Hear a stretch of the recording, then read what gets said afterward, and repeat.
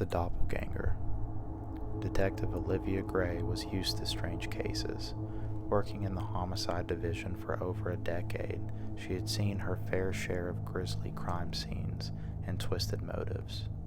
But nothing prepared her for the unease that accompanied the latest case that landed on her desk. The victim was Emily Ross, a 32-year-old financial consultant found dead in her apartment, a plastic bag suffocating her, and signs of a struggle evident around the scene. What unsettled Olivia most wasn't the manner of death.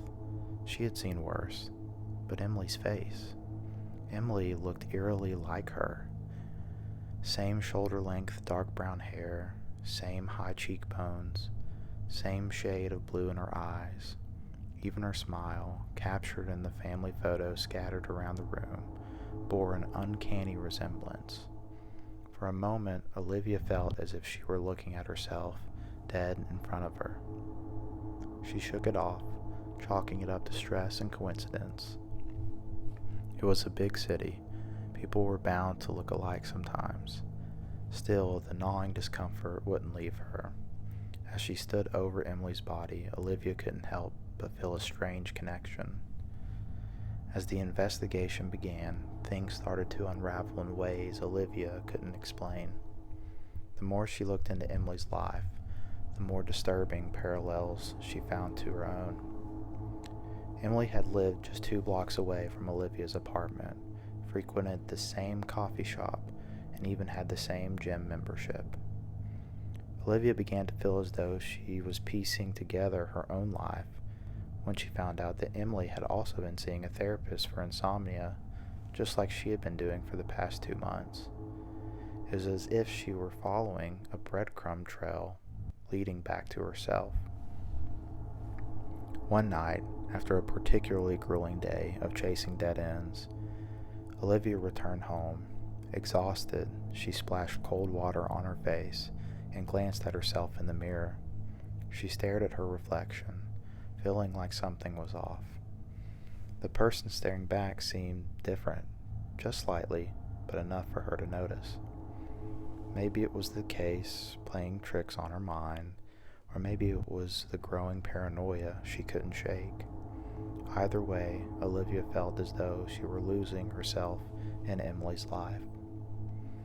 A few weeks passed, and Olivia continued to dig into Emily's murder, though the case refused to yield any useful clues. There was no sign of forced entry into Emily's apartment, no DNA left behind, and no evidence of a robbery. It felt like a dead end. But then things took a chilling turn. One night, as Olivia left the precinct late, she felt eyes on her. She dismissed it at first, just another symptom of her frazzled nerves. But as she drove home, she noticed a dark sedan following her. Every turn she made, the car stayed close behind her. Her heart pounded in her chest as she sped up, trying to lose it, but it stayed right there like a shadow. Finally, she pulled into an empty parking lot and stopped. The car paused at a distance, but didn't approach, for what felt like an eternity. They sat there, locked in a standoff. Then, without warning, the car backed up and disappeared into the night. Shaken, Olivia couldn't help but feel like this was more than a random incident. Someone was following her, watching her, and somehow it was all connected to Emily's death.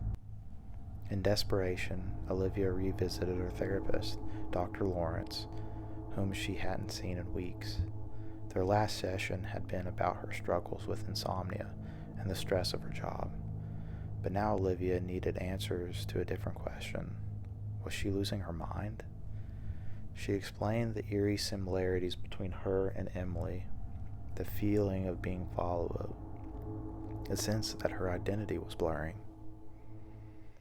Dr. Lawrence listened patiently, his face unreadable. He made notes as she spoke, but offered little in the way of reassurance. Instead, he asked probing questions, pushing Olivia to dig deeper into her fears. "Do you ever feel like you're living someone else's life, Olivia?" he asked, leaning forward, like your identity is slipping away. The question unnerved her. No, she said, though her voice betrayed uncertainty. But this case, it's like I'm trapped in it. Like everything that's happening to Emily is happening to me. Dr. Lawrence gave her a long, thoughtful look. Sometimes, he said slowly, when we stare into the abyss, we start to see ourselves in what we're investigating. Be careful, Olivia. You don't want to lose yourself. The following week, Olivia received a call from the lab. A partial print had been lifted from Emily's apartment, smudged on the edge of a coffee cup. When the technician read out the match, Olivia's blood ran cold. It was hers. That's impossible, she said. I've never been in that apartment. The technician confirmed the print. It's a match to your file, Detective Gray. There's no mistake. Shaken, Olivia decided to return to Emily's apartment herself to see if there was something she had missed. As she entered the familiar space, her unease deepened. Everything about the place seemed to scream at her, as though she had been here before, though she hadn't. Then, in the corner of the room, she saw it, a small leather-bound journal tucked beneath the couch. It was filled with Emily's handwriting, but as Olivia flipped through the pages, she realized the entries weren't about Emily at all. They were about her. The detective is following me again. She doesn't know, but I'm watching her. She looks just like me. I wonder if she's figured it out yet. Olivia's hands trembled as she read the final entry. Tomorrow, I will become her. As Olivia tried to make sense of the journal, a sharp knock echoed from the door. Before she could react, a figure burst into the room. A woman wearing a hood and a mask. Olivia reached for her gun, but the woman was faster. She lunged at Olivia, knocking her to the floor. The two of them grappling in a violent struggle. In the chaos, the woman's mask slipped off. It was Olivia's face. The woman was her mirrored image, identical in every way, down to the mole on her cheek, the scar above her eyebrow. It was like staring into a distorted reflection. You don't understand, the doppelganger said, her voice eerily calm. I've watched you for months, studied every detail. Emily was just the practice. Now it's your turn. Emily fought with everything she had, adrenaline surging through her veins.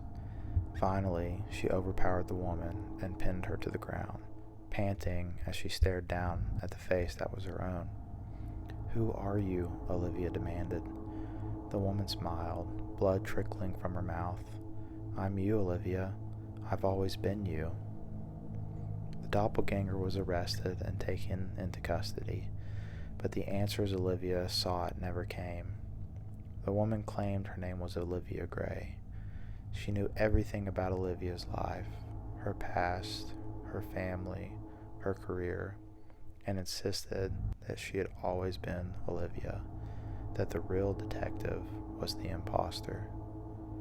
Psychiatrists diagnosed her with a severe dissociative identity disorder, convinced that she had constructed a second identity based on Olivia after stalking her for months. But no matter what they said, Olivia couldn't shake the unsettling feeling that something far stranger had happened, that somehow, in some way, the woman was her. In the weeks that followed, Olivia tried to return to normal life, but every time she looked in the mirror, she saw her doppelganger staring back at her, the woman's words echoing in her mind. I'm you, Olivia. I've always been you. And as the days passed, Olivia began to wonder if she had really won that fight in Emily's apartment, or if the woman with her face was still out there, living her life, while she was trapped in someone else's body.